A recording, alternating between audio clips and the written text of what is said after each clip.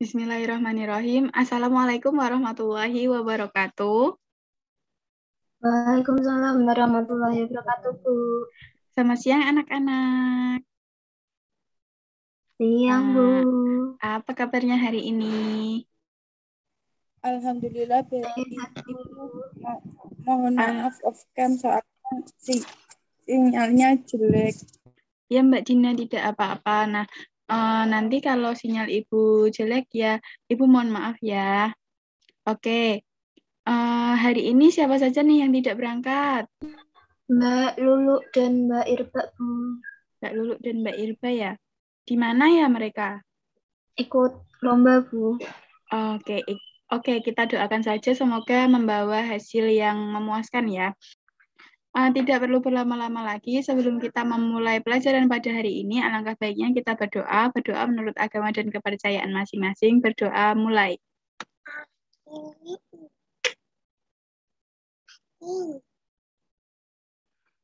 Alhamdulillahirrabbilalamin. Selesai. Pada pertemuan kali ini, Ibu akan menjelaskan mengenai teks cerita inspiratif atau inspirasi.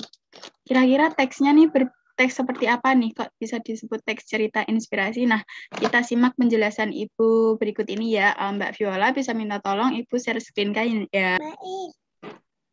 Apakah sudah terlihat, Bu? Sebentar, Mbak, ini sekolah dulu. Apakah sudah terlihat, Bu? Di punya saya belum, Mbak Viola. Oh, sudah. Sekarang sudah ya. Mbak Dina sudah bisa melihat teksnya ya? Oke, bismillahirrahmanirrahim. Teks cerita inspirasi. Lanjut, Mbak Viola. Oke, apa sih teks cerita inspirasi itu?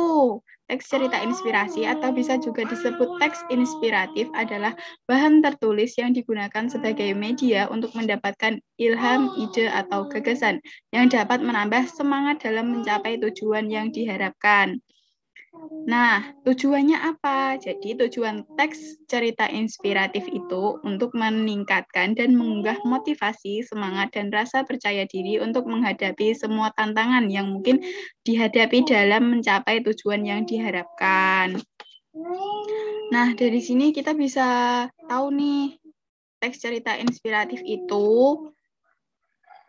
merupakan teks yang disusun untuk mendapatkan ide dalam menciptakan teks tersebut tadi. Oke, enggak apa-apa Mbak Viola, lanjut saja. Teks berikutnya. Nah, selanjutnya kita akan mempelajari tentang struktur teks inspirasi. Yang pertama itu ada abstraksi. Apa sih itu abstraksi? Coba Mbak Viola bisa dibantu membaca. Abstraksi merupakan tentang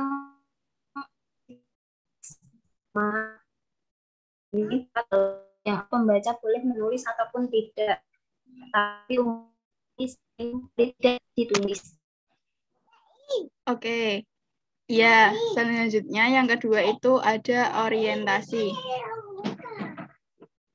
Orientasi merupakan struktur teks inspiratif yang pada bagian orientasi ini berisi mengenai pengenalan tokoh, latar, baik latar waktu, tempat, ataupun suasana. Biasanya pengenalan tokoh terdapat pada paragraf pertama.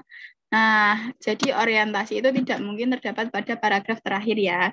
Oke, struktur teks inspirasi yang ketiga yakni komplikasi. Apa sih komplikasi itu? Komplikasi merupakan tahap di mana masalah itu bermunculan nih anak-anak. Jadi dalam cerita itu ada orientasi tadi pengenalan, ada pengenalan tempatnya, ada latar tempat, latar waktu, latar suasana. Nah, di komplikasi ini muncullah masalah-masalah. Jadi penulis menciptakan suatu masalah. Nah, dan kemudian nanti akan diselesaikan di resolusi. Nah, resolusi ini setiap tokoh inspiratif tentu saja memiliki beragam cara untuk menyelesaikan permasalahan yang sedang dihadapinya. Hal ini dikategorikan sebagai resolusi, yaitu tahap penyelesaian masalah atau konflik. Kemudian struktur teks inspirasi yang terakhir yakni koda. Apa sih koda itu? Koda adalah tahap akhir dalam teks inspiratif yang berisi kesimpulan dari keseluruhan peristiwa yang penulis penulis sampaikan, begitu. Kalau menurut Ibu abstraksi struktur teks inspirasi ini tidak ada masalah ya, mungkin kalian sudah akan cepat paham karena strukturnya abstraksi, orientasi, komplikasi, resolusi, dan koda seperti itu. Sudah paham ya Mbak Dina, Mbak Viola? Insya Allah paham. Oke, insya Allah paham. Kemudian lanjut slide berikutnya Mbak Viola, tolong. Oke, kemudian yang akan kita bahas ialah jenis-jenis teks inspirasi. Jenis-jenis teks inspirasi itu ada 2, yakni berdasarkan sifat peristiwa dan berdasarkan tokoh. Kalau berdasarkan sifat peristiwanya itu ada non-fiksi dan ada fiksi. Nah, Ibu akan jelaskan ini ya sebentar. Kalau non-fiksi, berdasarkan sifat peristiwa itu teks inspirasi dibagi menjadi 2, fiksi dan non-fiksi. Yang non-fiksi merupakan jenis teks inspirasi yang menceritakan peristiwa nyata seseorang. Jadi ini kisah nyata dari seorang tokoh yang ada di cerita inspiratif ini. Kemudian ada fiksi, yakni yang tidak cerita yang menceritakan kisah fiksi atau khayalan, jadi tidak nyata ya anak-anak. Jadi bedanya ini, jenis teks inspirasi yang pertama itu yang berdasarkan peristiwanya, itu ada non-fiksi dan fiksi. Non-fiksi itu berdasarkan kenyataan, sedangkan fiksinya itu khayalan ya. Bisa dipahami sampai sini?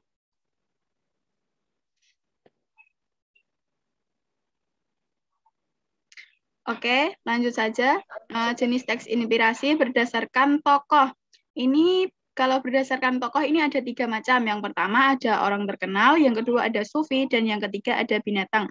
Oke, Ibu akan jelaskan satu persatu. Yang berdasarkan orang terkenal merupakan jenis teks inspirasi yang menceritakan kisah-kisah orang terkenal. Berarti kalau misalnya Mbak Viola nih, kalau udah besar jadi artis misalnya. Nah, ini nanti bisa diceritakan di teks inspirasi yang berdasarkan tokoh orang terkenal. Seperti itu ya, karena sudah jadi artis, sudah terkenal. Kalau sekarang kan belum ya. Oke, kemudian yang kedua itu sufi. Apa sih sufi itu? Sufi merupakan jenis teks inspirasi yang menceritakan tokoh-tokoh sufi atau ahli agama. Agamis nih ya.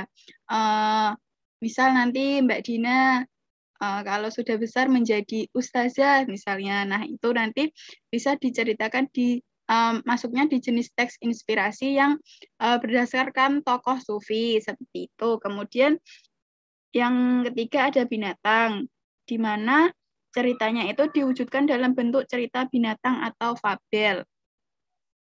Oke, lanjut berikutnya Mbak Viola. Selanjutnya ada kaidah kebahasaan. Oke, ini agak harus benar-benar dipelajari dengan seksama nih daripada yang tadi. Nah, ini sangat penting sekali. Unsur kebahasaan dari teks cerita inspirasi itu ada 4. Ada kata ekspresif, ada kalimat deskriptif, ada penggunaannya menggunakan konjungsi dan menggunakan majas. Nah, kata ekspresif tuh kata yang seperti apa sih? Ekspresif tuh apa sih Mbak Viola? Oke, ekspresif itu menggambarkan perasaan simpati. Ekspresi ya. Jadi bisa menggambarkan simpati atau empati kepada seseorang seperti itu. Kemudian menggunakan kalimat deskriptif. Teks inspirasi yang menggunakan kalimat deskriptif umumnya menggunakan kalimat yang berisi penggambaran atau pemaparan secara rinci mengenai suatu objek. Jadi digambarkan secara rinci dan detail. Karena unsur kebahasaannya meliputi kalimat deskriptif. Kemudian yang menggunakan konjungsi. Anak-anak waktu kelas 8 sudah belajar konjungsi belum ya? Sudah, Bu. Sudah ya. Oke, sekarang kita akan ulas mengenai konjungsi. Konjungsi misalnya Ibu contohkan di sini penjumlahan. Kemudian ada waktu itu bisa menggunakan konjungsi ketika, tatkala, pada, sewaktu, dan seraya. Kemudian konjungsi, misal simpulan, simpulan itu menggunakan konjungsi jadi, oleh, karena itu, oleh sebab itu, dan lain sebagainya. Kemudian ada harapan, konjungsinya bisa agar ataupun supaya. Nah, yang terakhir yaitu menggunakan majas. Siapa nih yang senang belajar mengenai permajasan di sini? Mbak Dina, Bu. Dina ya. Mungkin Ibu bisa minta tolong diberikan satu majas. Satu contoh majas mungkin Mbak Dina. Majas itu Bu, paralelisme. Majas apa? Paralelisme. Ya, contohnya seperti apa Mbak Dina? Yang mengulang-ulang itu loh Bu. Yang mengulang-ulang ya, misalnya? Anak-anak itu cantik, terus bawahnya anak-anak itu manis. Oke, kalau Mbak Viola bisa memberikan contoh majas? Majas hiperbola, Bu. Hiperbola tuh yang seperti apa? Dilebih-lebihkan. Oke, ya. Majas hiperbola adalah majas yang dilebih-lebihkan. Kemudian ada majas metafora, yakni majas yang memakai analogi atau perumpamaan terhadap dua hal yang berbeda. Kemudian ada majas personifikasi, yakni majas yang menggambarkan benda mati seolah-olah hidup dan bersikap seperti manusia. Untuk benda yang mati bersikap seperti seolah-olah manusia, misalnya bisa pulpen itu menari-nari di atas kertas, atau bola itu menari-nari di udara, seperti itu. Kemudian, penjelasan Ibu hari ini cukup sampai di unsur kebahasaan dari teks cerita inspirasi. Apakah ada pertanyaan? Belum ada, Ibu. Belum ada ya? Oke, tidak apa-apa. Untuk kali ini, Ibu juga tidak Ibu belum memberikan tugas karena pada pertemuan minggu depan Ibu akan melanjutkan di KD 4.12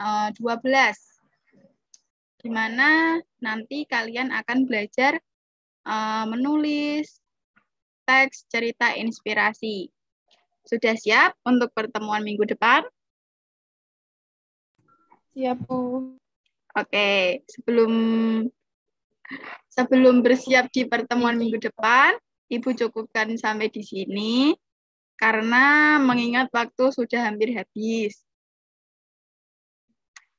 Alhamdulillah, untuk mengakhiri pembelajaran pada hari ini, kita berdoa terlebih dahulu ya. Berdoa mulai. Berdoa selesai. Alhamdulillahirrabbilalamin. Wassalamualaikum warahmatullahi wabarakatuh. Waalaikumsalam warahmatullahi wabarakatuh. Terima kasih, Bu Intan.